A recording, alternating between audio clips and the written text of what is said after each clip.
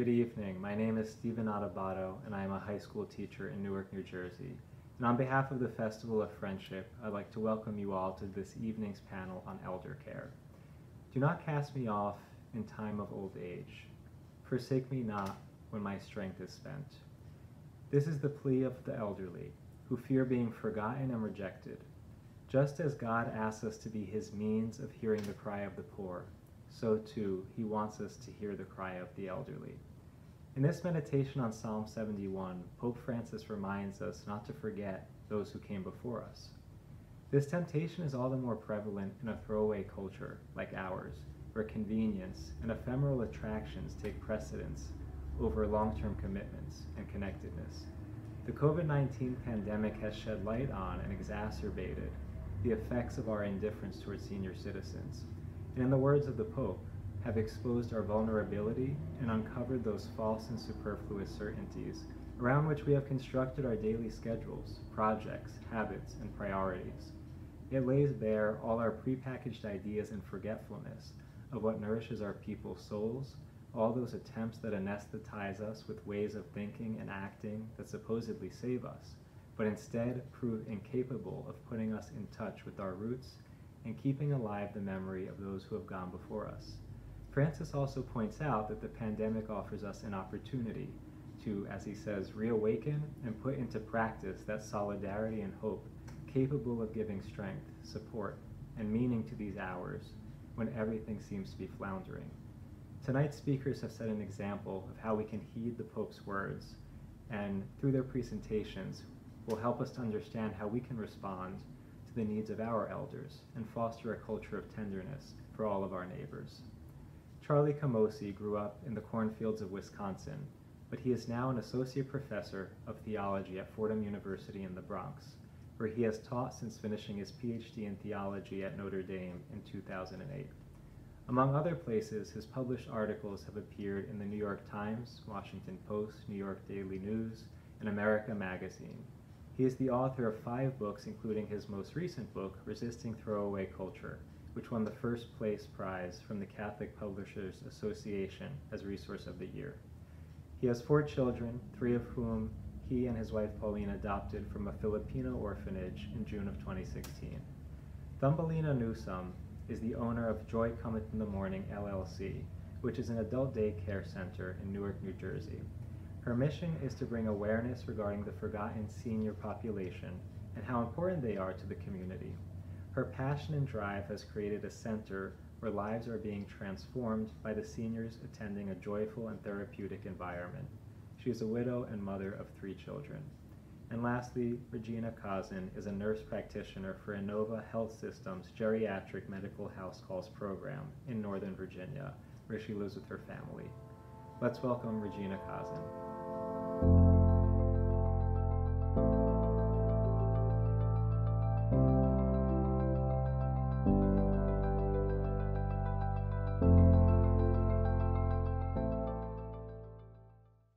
Hello, my name is Regina Kazan.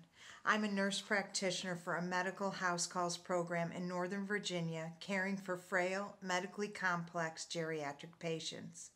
Although the COVID-19 pandemic poses several challenges for me and my patients, it has also been a period of personal growth and maturity. On a typical day, I see 5 to 6 patients in their homes. My territories are divided by zip code to minimize drive times between residences. In between visits, I am in my car, pulled over on the side of the road in some neighborhood. My computer open, fielding urgent issues with other patients, collaborating with other team members, and expediting services like home health or other critical resources. With or without the pandemic, as a provider for this group of individuals, you have to learn to deal with a lot of uncertainty, especially in the setting of house calls. You have to refocus your expectations, where successful medical outcomes and curing disease often is not an attainable goal. I have patients with dementia, advanced heart and lung diseases, stroke, other neurologic diseases. Many are unable to walk. A large number are wheelchair or bedbound. My medical management is mostly minimizing the effects of these diseases on their daily life, and more importantly, building relationships with them and their families. One of the most beautiful and challenging things about house calls is entering a patient's home. You are able to form a more intimate relationship with someone when they invite you into their home. Also, the difficulties you encounter are more intense because you're in their home. You're not in a clinic or a hospital setting. You never know what scene you will come upon when they open the door, even if it's a patient you know well. There are many times when I enter a home, I find my patient and family member in a crisis. It is not uncommon to enter and find your patient on the floor after a fall, or a home unkempt or in disarray. However, this model works well for the vulnerable patient. You can assess so much more when in the home opposed to seeing them in the office setting. You can see if the environment is cluttered versus well kept. You can look at their medications and assess how organized they are or compliant they are with their prescribed treatments. If they allow you, you can even look in their refrigerator to assess their nutrition. You can look at hazards in their home, such as throw rugs, difficult entry. Do they have necessary equipment and supervision for their safety? Initially, back in March through April, at the outset of the COVID-19 crisis on the East Coast, like most primary care and house calls practices, my team opted for telemedicine to minimize the spread of the virus. However, we still enter the home for urgent issues or to perform a COVID test if needed. We were especially concerned because the elderly are a high-risk group for this disease. For me, this period was burdensome. I found I derived most of my satisfaction with the in-person visits. It was difficult to get the information you needed during these telemedicine visits. My patients are not the most technical savvy group. I saw a lot of earlobes as they put the screen of their smart device to their ear instead of focusing on looking directly into the screen. Also, my patients missed me. They are an isolated group as it is. They are patients that are enrolled in this program because by the nature of their illnesses, leaving the home is too taxing or stressful. The main purpose of our House Calls program is to serve a critical mass of frail geriatric patients that are lost to medical follow-up because of their debility and isolation. During my telemedicine visits, I tried to convey empathy and engagement with them. Oftentimes, as I signed off, I found myself blowing them kisses. I wanted them to know how much I desired to be with them. I did my hair and makeup to make sure the way I projected on the screen was presentable. During this time, my team and I watched and waited, hopeful we wouldn't see a surge of cases in our patients. We kept looking at the statistics in other areas and saying, in 10 days, we should see our peak. Each 10 days led into the next 10 days and the next. And thankfully, we didn't see a big surge in our patients. In fact, we had very few cases. If you think of it, most of our patients are already socially distanced. They're already quarantined. During this time of uncertainty, many conversations were had among our team. We were questioning and trying to decide what was the criteria for COVID testing, what visits warranted face in-person interaction. Where do we get COVID tests? What PPE should we wear? What are the typical symptoms we would see in this population? What's the best treatment approach? We followed the guidelines from our health system and CDC. Every day there was new information. It was a little overwhelming. We didn't know this disease. No one really knew this disease. We had a lot of discussions with our patients and families about goals of care. Did they want to go to the hospital? If they became very ill, would they rather stay at home and have hospice care? A lot of our patients declined hospitalization predominantly because family could not accompany them or visit if they were to go into the hospital. This separation was too much for them to bear. Another challenging aspect was news about the local nursing homes having a surge in COVID-19 cases.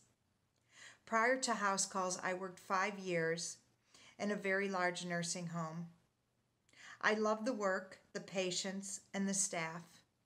I felt guilty not being with them. I wondered why God didn't put me in a position where I'd have more of an active role to assist the nursing homes, given my skills and experience. This period for me was like Advent. I knew these circumstances were somehow for me, and I had to go deeper into them. Eventually, the dust settled. Our hospitals had a surge, but they never were overwhelmed. Some of the people who were in the hospital setting described the atmosphere as a slow burn. In June, we began to go back into the homes, realizing that COVID was the new normal. And our patients were served best by in-person visits. The number of cases continued to decrease, and soon the hospitals resumed elective surgeries. Currently, about 98% of my visits are in person. It doesn't negate the uncertainty.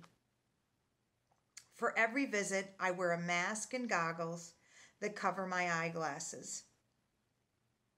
We are supposed to have our full faces covered. We wear gloves, sanitize our hands, and have special wipes to clean our equipment after each visit. We have members in the home wearing masks, and we screen our patients for COVID symptoms prior to visits. If I'm concerned about a possible COVID, I wear a gown, and in addition, a mask with a shield or goggles. I also just got an N95 mask that I can use, especially if I'm in a home environment where there is an aerosolized treatment, or if there is a suspected COVID-19 case. We monitor ourselves daily for possible symptoms, and if they occur, there is a protocol to quarantine and get tested. The personal protective equipment we wear has its challenges. A lot of my patients are hearing impaired and read lips. The mask can impact the communication. I do a lot of hand gesturing and thumbs up. Anything I can do to convey that I'm smiling behind my mask. Sometimes the goggles fog up and make it hard to see. And the gowns in the hot weather can be uncomfortable. Also, when you go out in the field all day, you have rest stops where you can use the bathroom. With COVID, a lot of these places I used to use for a rest stop were closed. No restaurants, the grocery stores had lines, the libraries were closed. It made for a long day. I try to minimize my exposures in the homes. I rarely sat down, but lately I've been sitting down in the homes, sitting in a chair, especially if I'm offered. It's hard to have serious discussions or deliver bad news standing over someone. I've become more grateful, more introspective, and more focused during my patient visits. I recently was cleaning out my office and found the essay I wrote as part of my application process to my nurse practitioner schooling. My essay stated that my goal was to serve the elderly in nursing homes and their private residences. I was amazed that God gave me what I wanted. So many people have unfulfilled dreams. Recognizing I was given a great gift, a privilege, to fulfill mine, has helped me adjust to these uncertain times. It was also a validation that this job is truly my profession. I also experienced a great generosity from my colleagues. The director never mandated that we enter a residence if we did not feel safe or if it was best for our patient. They also allowed us to enter a residence if we thought it was the best course of action. The doctors on our team were very supportive. One day I called one of the doctors almost in tears. I was leaving for a much-needed vacation and was frantic dealing with patient emergencies and trying to get my patients settled prior to leaving. Amongst all the excitement, I had a patient that had symptoms of COVID-19 and needed testing. I didn't want to risk an exposure prior to a much-needed vacation. The doc on my team volunteered to see my patient and do the COVID test for me. I have a picture of Father Luigi Giussani that I look at often. It has a quote from the Ambrosian liturgy. "In the simplicity of my heart, I have gladly given you everything." Yes, it's a long day. I'm tired, and sometimes I don't want to get out of the car in anticipation of a difficult patient visit. But I remember what Dr. Brescia, the founder of Calvary Hospice, said, and I'm paraphrasing, during a talk that he gave at a conference I attended. He said, "Ask God to come, and he will come, because he's God, and that's what God does. If you ask him, he will come. He has to. And when he comes, that patient room becomes a sanctuary. So I pray to Christ to come. I implore him to come. I can't do it on my own. If I'm attentive, I'm never disappointed. Oftentimes I'm surprised. Once I'm in a home, I'm so happy to be there. Even if it's a disaster, I'm fully engaged. I'm really all in, and I give them everything I have. It's uncanny. Giving them everything doesn't mean I can solve their problems or cure their illnesses. Feeling fatigued, possibly even impatient or stressed, but I bring them all of me. A friend pointed out some quotes from Giussani's The Miracle of Hospitality. A friend pointed out some quotes from one of Giussani's writings, The Miracle of Hospitality. It states, "Freedom from the outcome makes it possible for charity to be the real motivation. Without freedom from the outcome, one can't even begin." If I were motivated by the outcome, I think I would have burned out, quit my job a long time ago.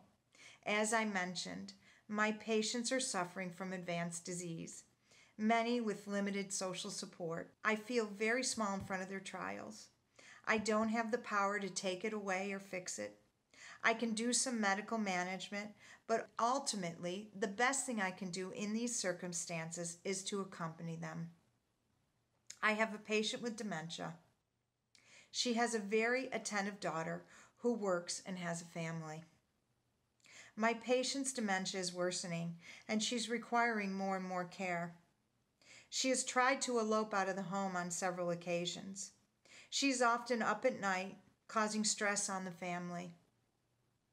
One day, the daughter called about a possible exposure of COVID from a colleague in her office, and she was wondering if she could quarantine herself, but if she did, there was no one that could take care of her mother at night. I told her the risk would be greater for her mother's health if she were unattended than contracting COVID.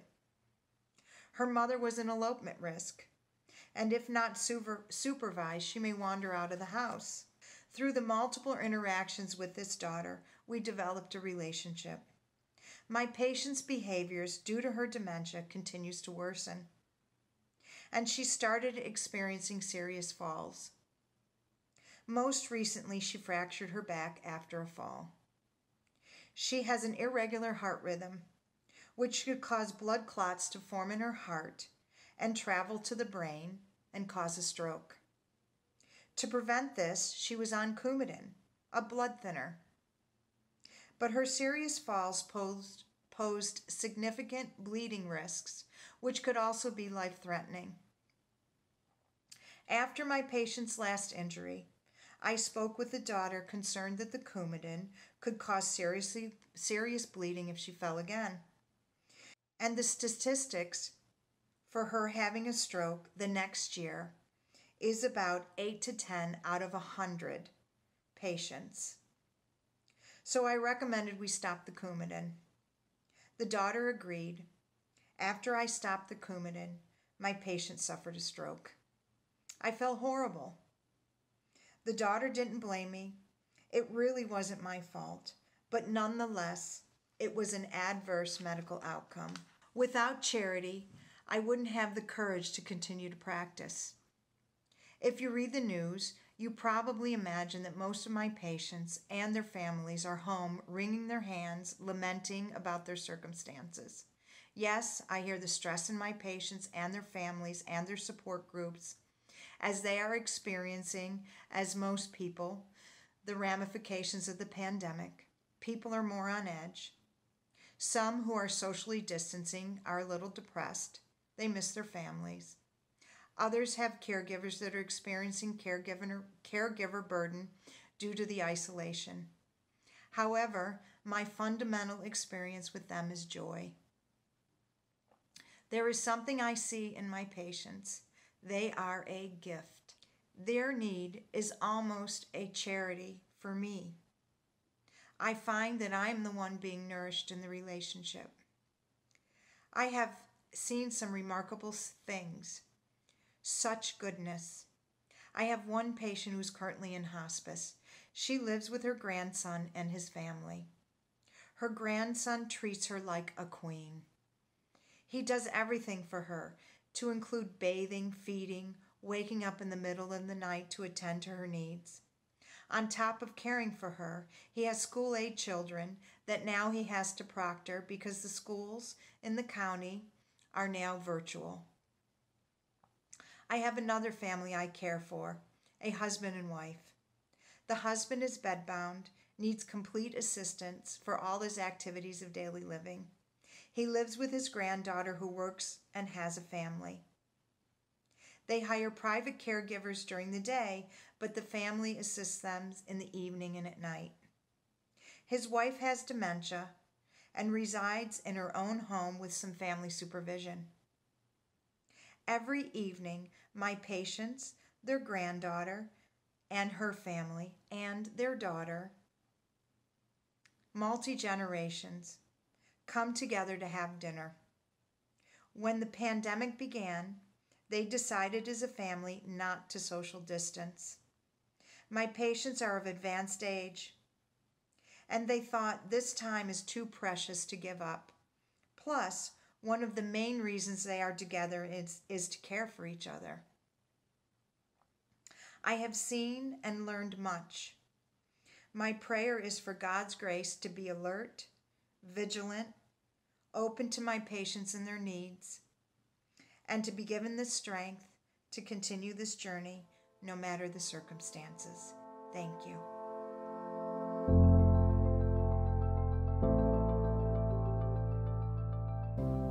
Thank you, Regina. The work you've been doing during the pandemic really brings to life the Pope's words about entering into solidarity with the needs and the sufferings of others. And I think it's also important to note that caring for our elders is not just a form of service to them, but that our elders also serve us when we're caring for them. Now we'll hear from Thumbelina Newsome about the work that she's doing as a coordinator of an adult daycare center in Newark, New Jersey.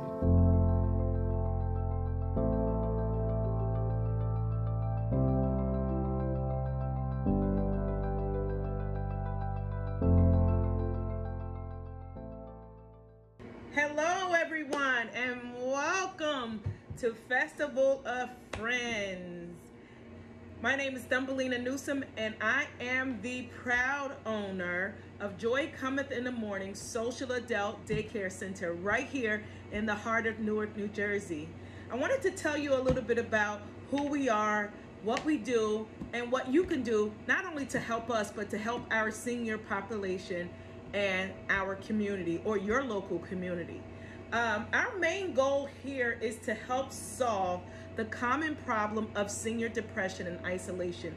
As you all know, our seniors, they have retired, they've raised families, they have outlived their spouses, they have outlived, some of them have outlived their children, and they sit home and they have nothing to do. They have nothing to do. So what we wanted to do, we decided to start this business because we wanted to create a calm and therapeutic environment where seniors, as well as individuals who are developmentally disabled, a place where they can thrive and enjoy a day of socializing with others, as well as participate in activities and outings with others in the community. Sometimes just getting out the house can brighten your day. Seeing somebody with a smile could just brighten your day, and it could change your whole lifestyle from here on out. We work with our members to customize options that will help them live the lives that they want. So the benefits, some of the benefits of our center is to preserve independence, because sometimes you sit so long that you get stiff, but this gives you a routine. It helps you to get up and get out. We provide social and physical stimulation. They get to be amongst people and their peers and laugh and joke and play games, and we do daily exercise. We create a routine and daily expectations which improves health and the quality of life. We also assist members who have dementia. And I wanted to tell you about our program that we do for some of our dementia patients. As you know, dementia is a disease that affects the memory. And what we try to do is we try to slow down the progression of dementia by keeping the mind stimulated constantly. So, of course, with brain games and fun things to do in a routine, it reminds them that they have something to do every day and a place to go. So what I wanted to do is tell you about one of our programs. Is called doll therapy. And doll therapy is, sometimes we see individuals that come in the morning and they're so restless because the mind is all over the place. The dementia has them thinking about something that happened 20 years ago, 5 years ago. And what we wanted to do, we wanted to create a program that would help them calm down. So with our doll therapy, I'm going to introduce you to our doll. This is our Joy Cometh in the Morning doll. And her name is Penelope. Say hi, P. We call her P, baby P. And Penelope is a special doll. She was shipped from California. It took 7 months for her to be made. As you can see, even like her fingernails and everything. This is like art, the way she was painted. Each piece of hair was put in one at a time. So she's a very special baby. She weighs about 7 pounds. And so Penelope, what she does for us is when our dementia members come in and they're restless and they're all over the place, I said, hey, can you watch our baby for us? So sure, they come in, oh, a baby? So they take the baby and oh wow, and guess what happens when they have the baby? So they look at the baby and they start talking baby gibberish. Hi, how are you? And then the next thing you know, it triggers their memory.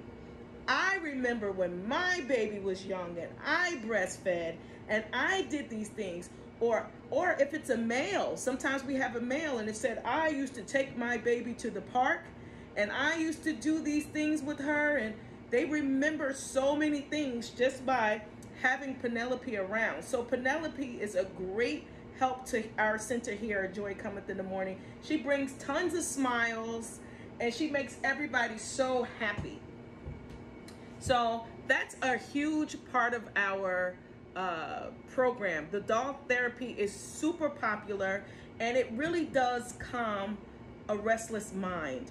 And it makes them feel sweet and mushy inside. It also triggers old feelings, which is super important. So another thing about our center is we bring temporary respite to caregivers during such a difficult time.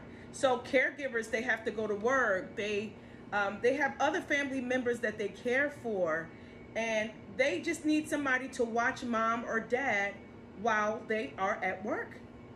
And so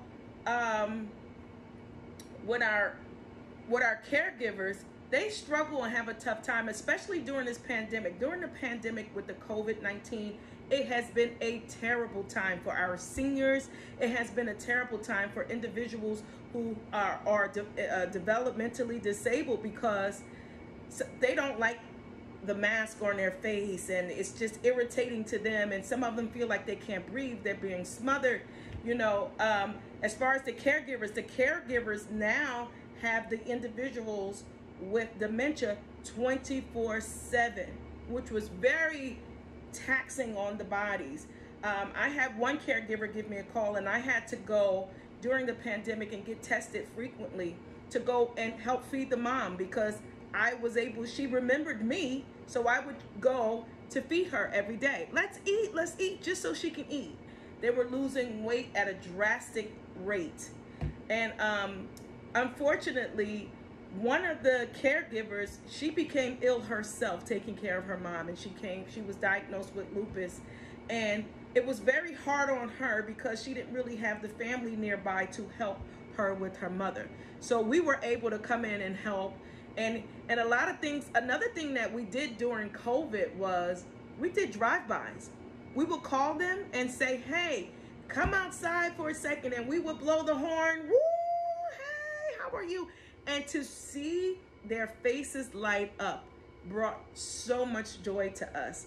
And I wanted people to understand how important our seniors are. I say this all the time. They're the ones who built the communities that we live in. They paid taxes. They brought homes in these communities, and yet they are the forgotten population. And it's just disturbing that people forgot about them. They are called the forgotten population. And even with the Friends of Festival, the Festival of Friends, we talk about the revelation of tenderness, and which is the same as gentleness and kindness, and why it's so important for the elderly, because the pandemic left a lot of people depressed. There were a ton of deaths.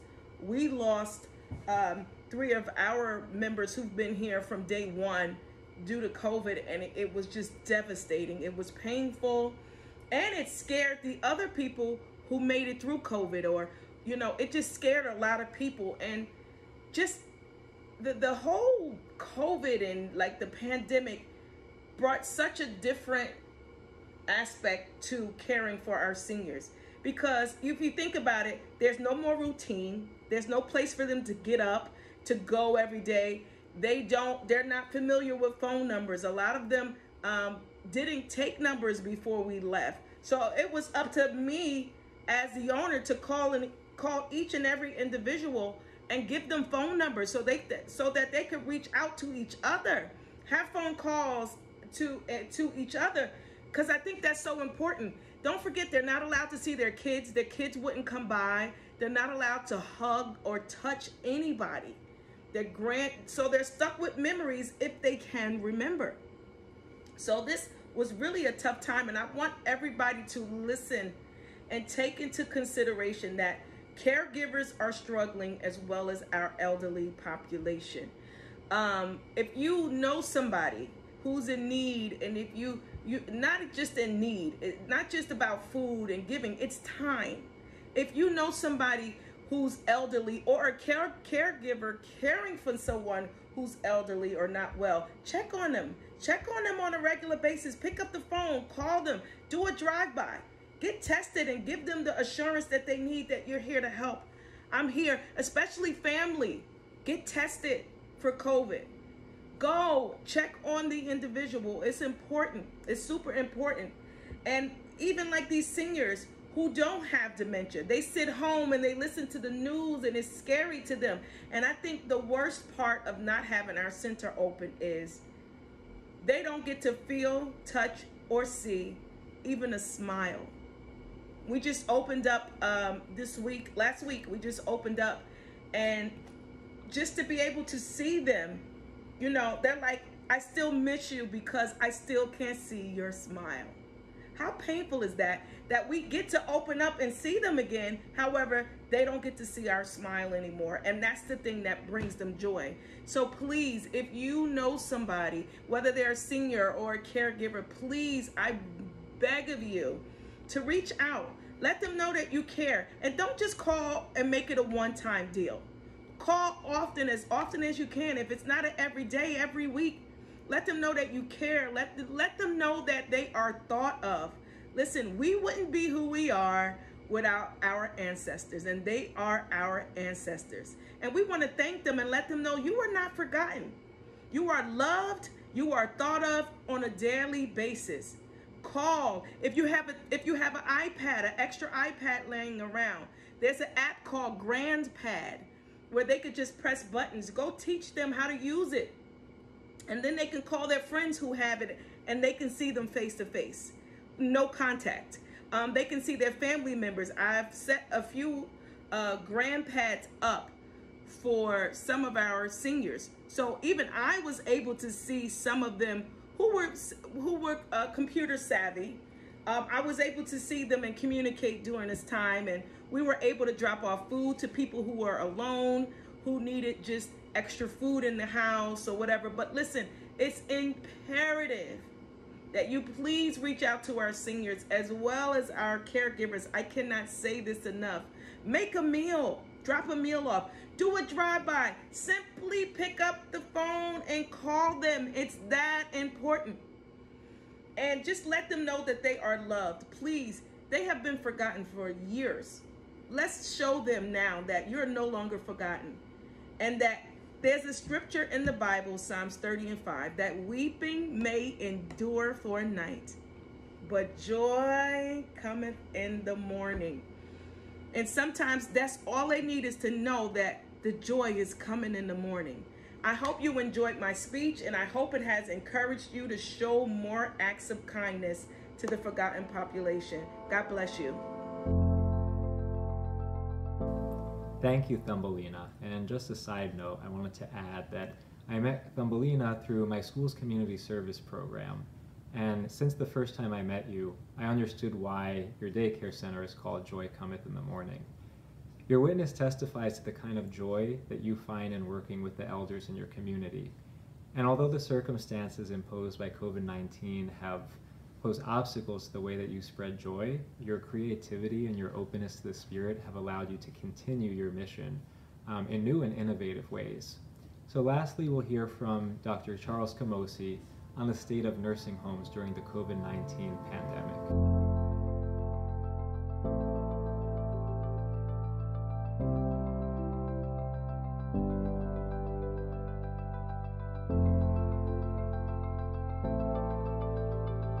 So hello, I'm very glad to be with you discussing this important topic, and frankly grateful to Stephen for the invitation to discuss it with you. I'm actually looking much more forward to the question and answer than delivering this video, but so grateful for your witness as a group regarding the revolution of tenderness in particular. It's very similar, I think, to the culture of encounter and hospitality, for which I call in my book Resisting Throwaway Culture.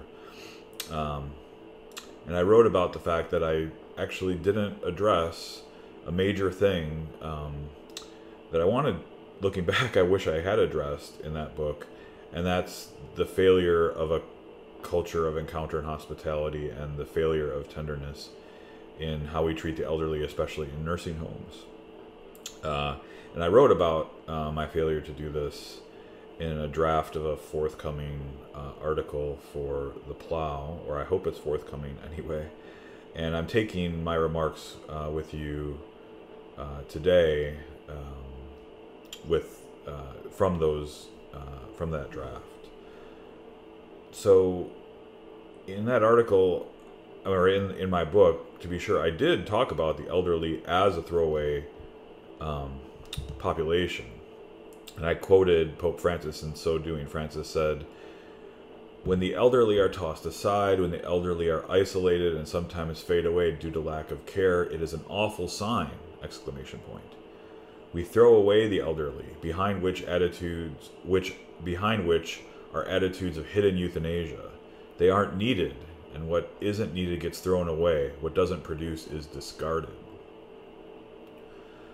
Writing about this issue in Amoris Laetitia, Francis begins by invoking Psalm 71. "Do not cast me off in my time of old age, forsake me not when my strength is spent."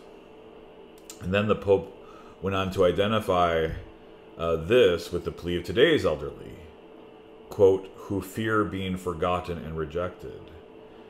He insists that just as, quote, "God asks us to be the means for hearing the cry of the poor, so too he wants us to hear the cry of the elderly." This was in the context, at least in my book, of a discussion of euthanasia, focused as euthanasia is on the sick, the elderly, the disabled, and others who do not fit our consumerist model of who matters in the culture. This is a classic example of throwaway culture. I argue that unless we resist it with a counterculture of encounter and hospitality, these killings of these populations will continue to grow in number and acceptance. And that has indeed happened, especially in the Netherlands, a country in which more than 1 in 20 people die via physician-assisted suicide or euthanasia. And now they've seen powerful political movements to legalize these kinds of practices for people who are simply tired of life, old, don't want to do it anymore. This is a country which also saw a physician euthanize a woman with dementia despite her telling the doctor 3 different times she didn't want to be killed.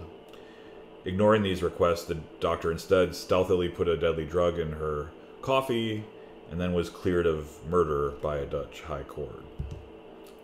The killing of a disabled person occurred where most people with dementia live out their final days in the developed West, a nursing home. Indeed, 50% of all patients in the U.S. nursing homes have some kind of dementia. In resisting throwaway culture, I wrote that part of a culture of encounter means that we should consider careers and intense service projects at the service of the elderly and mentally ill, especially those with dementia, the terminally ill, the disabled, and I'm honored and humbled to be on a panel with you today with 2 people who actually are doing this and are inspirations to others to do it.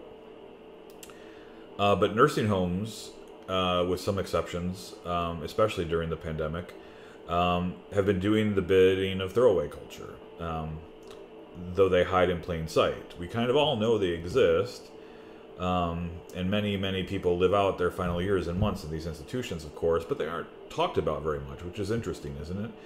It seems as if we would prefer not to be reminded of them. And given how many desperately lonely people are in these institutions, it appears that even their family members, in many cases, would prefer to keep them out of sight and out of mind. Again, classic throwaway culture. But as I wrote in a few popular pieces around the beginning of the pandemic, one of the few silver linings of the pandemic has been that it's actually forced us to look at how we treat the elderly and disabled in nursing homes. Our plausible deniability, or maybe implausible deniability, of how we treat throwaway populations in this context is now gone. But it took between 40 and 50% of all COVID deaths being residents of nursing homes and other long-term care facilities to actually get this turned around. Our spotlight on our cultural practices in this regard finally got the critical spotlight they deserved. And first and most obvious, it's clear that despite knowing that these populations were at the most risk, we simply didn't care about nursing homes during the pandemic. Limited personal protective equipment, staffing, and training, that all went to hospitals. Nursing homes, already at a disadvantage, were virtually ignored with regard to these 3 things. Again, personal protective equipment, staffing, and training did not go to nursing homes, they went to hospitals instead. And it's, I guess, technically not true that nursing homes were ignored. In some states, like New York, New Jersey, Michigan, Minnesota, California, They were not ignored because we dumped COVID positive patients back into nursing homes in order to, well, you guessed it, make more space for hospitals, even where hospitals were not in a threat of being overrun. Rationing medical resources away from elderly and disabled is bad enough in a more typical context, and it is done in those contexts. That was the subject of my dissertation and first book. But doing it this way sparked uncontrolled wildfires of infection and death, as we all know by this point. In Belgium, another European country with an established tradition of assisted suicide, their response to the pandemic included paramedics and hospitals just flatly denying care to nursing home residents, even as many hospital beds were sitting unused. At the beginning of their outbreak, nearly 2/3 of nursing home residents who died of COVID did so in hospitals, but at the peak of the Belgian pandemic, 86% died in the nursing home itself, never getting a chance at being saved. And as a result, or at least it's partially contributed to the fact that Belgium developed the highest COVID death rate in the world. Sweden, famous for not locking down during the pandemic, also had terrible practices when it came to nursing homes. Health authorities there received numerous complaints from people whose elderly relatives who once suspected of having COVID were given morphine and denied supplementary oxygen, fluids, and nutrition. One nurse said that she felt like she had to lie to patients who asked her what she was giving them. Quote, "People suffocated and it was horrible to watch," she said. "Many died before their time. It was very, very difficult." Something similar also happened in Australia. Nursing home residents there suspected of COVID were also refused hospital admission, and those who they thought were at risk of wandering were simply sedated using morphine or midazolam. When nursing homes and the primary care physicians for these residents called the local hospital, they were told that there were no beds for, quote, "those type of people at this time." And this, of course, is not just a problem overseas. I have a friend of mine who works as a certified nursing assistant in a nursing home and has been working during the pandemic. Let's call her Anella. She had very similar stories to tell. Quote, "No one I've seen here gets palliative care or hospice," Anella said. "They all simply get dehydrated to death. We're told in our training it is a good thing," end quote. In Anella's experience, most doctors stay away from her facility and let an understaffed, underpaid nursing and nursing assistant crew, again, often without necessary personal protective and other equipment, care for patients with just absolutely incredible needs. Desperately in need of the care of a podiatrist, for instance, many of the patients in her facility's care have mangled, misshapen feet and toes due to lack of proper care. They develop deadly pressure injuries due to lack of turning. They sit with soiled clothes for hours. Sometimes they don't even get fed. And of course, they're desperately, mortally lonely. Nursing home facilities were already, of course, as I mentioned, terrible places of isolation before the pandemic. After it, deaths of despair have gone into hyperdrive as these homes locked down and residents were strictly isolated. Anella has been a crusader on behalf of her patients and their fundamental human need for social interaction, particularly on the dementia floor where she worked, but she's fighting a difficult battle. Both systemic and explicit ableism looms in the medical field in dramatic ways, with physicians rating the quality of life of their disabled patients worse than the patients do themselves. This kind of ableism was on full display, actually, in the case of Michael Hickson, a middle-aged, disabled African-American man who got COVID while being in a nursing home and later died in an Austin, Texas hospital. Except he didn't die of COVID alone, he died of neglect. He died of something his wife described as murder. His medical team decided not to feed him or treat him for 6 days until he was dead. Happily, at least for those of us who want this kind of ableism exposed, she legally recorded the conversation she had with his doctor, who explained the reason for the killing. While both she and the doctor agreed that Michael should not be intubated at that point, the recording begins with Melissa still wanting Michael to be treated aggressively. His doctor, however, claimed that aggressive treatment wouldn't, quote, help him improve, and said, quote, right now his quality of life, he doesn't have much of one, end quote. Melissa then says, what do you mean? Because he's paralyzed with a brain injury, he doesn't have quality of life? Michael's doctor, the one who is charged with his most intimate and important physical care, simply says, "Correct."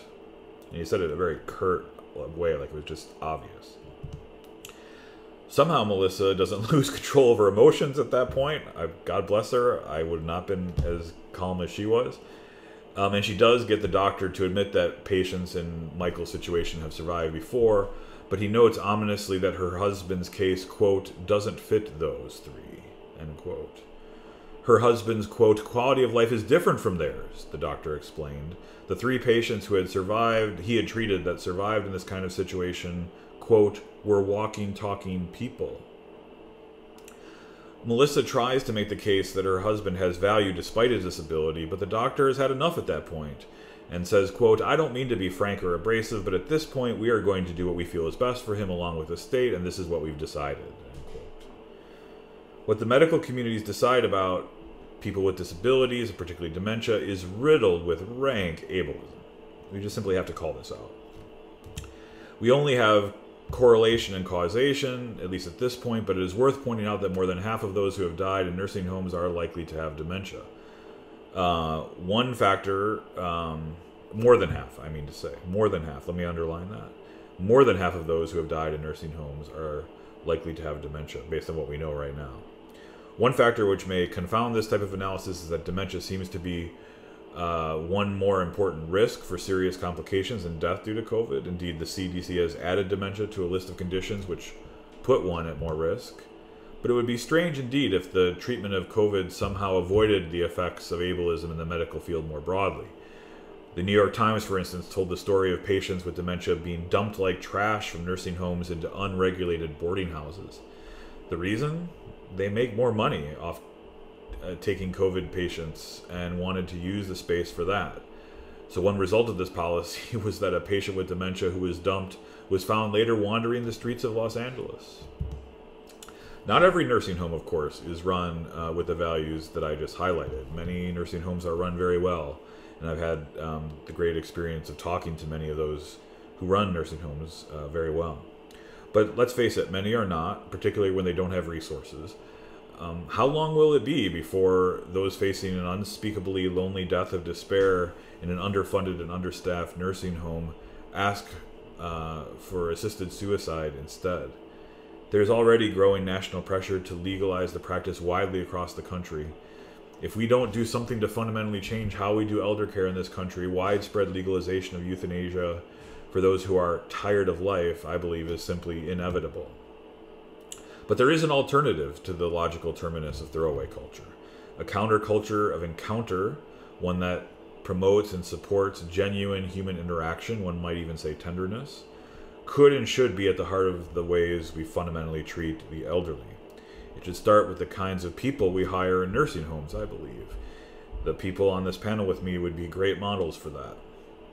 We must change a healthcare culture in which this kind of care is seen as the bottom of the barrel in terms of prestige and resources. We must be willing to pay to hire professionals like Anela, who are willing to treat this population like human beings. Consider the beautiful humanity, for instance, she acknowledged and fostered in this story she recently sent me via email. I think Rebecca was one of my favorites. The first time I met her, she was on the 4th floor, rehab, and had just come back from the hospital. And the 4th floor was packed. Everyone was coming in from the hospital, and everyone was on droplet precautions, so that meant we had to gown and mask up even before entering their rooms. Only there weren't enough gowns, and we had only one mask for a week. Lights going off constantly, and there was only one other CNA with me. We did nothing but run all night. The rehab floor isn't for residents. There's nothing homey about it. It's more like a hotel, except with ports for tubes coming out of the walls and hospital beds and bathrooms. It's one long hallway, and Pat was in the second to last room. She had been a local photographer, a professional, and she was beautiful. You could tell she used to carry herself gracefully. But when I met her, she was in a hospital gown with an IV attached to her, and she had soaked through the diaper. Her pressure injury wound pad was saturated along with the bed, and she was crying. I don't know how long she had been left there by herself, but it had been a long time. The look on her face was one of lost hope. I think that was the first time I got really angry at the injustice of all of it. Changing patients is like a choreographed dance. You gather your supplies, you put the bed up high, and you do everything in halves. You strip half the bed, roll them away from you, tuck everything tight under them, roll them back to you, and the same with the other side. Roll, roll, roll. It takes so much out of them when they have so little energy to spare that it's exhausting. But I got her cleaned up, dry, we washed her face, put cream on her arms and legs, got fresh sheets on, and I got her covered up with fresh sheets and a blanket. Pretty soon Rebecca was snug as a bug in a rug, fast asleep with a very different look on her face. This is a culture of encounter and hospitality. This is what happens when there's a revolution of tenderness. And though it's one story of one person, I believe we can make broad-based changes which will fundamentally reshape the culture surrounding how we treat the elderly and disabled in long-term care facilities. And I look forward to hearing more about your ideas and thoughts about that in the question and answer. Thank you, Charlie, for helping us to understand what it might look like to begin resisting a throwaway culture that ignores the needs of those that are pushed to the margins, especially those in nursing homes. I remember when I first met you as a student at Fordham, being struck by the way you presented the consistent life ethic, not just as a set of ideals or principles, but as a dynamic proposal that is capable of generating a cultural revolution. And it's my hope that the work that you've been doing during the pandemic will wake us up to the need to improve the conditions of elder care facilities. So now that we've heard from all three of our panelists, we will transition to our Q&A session.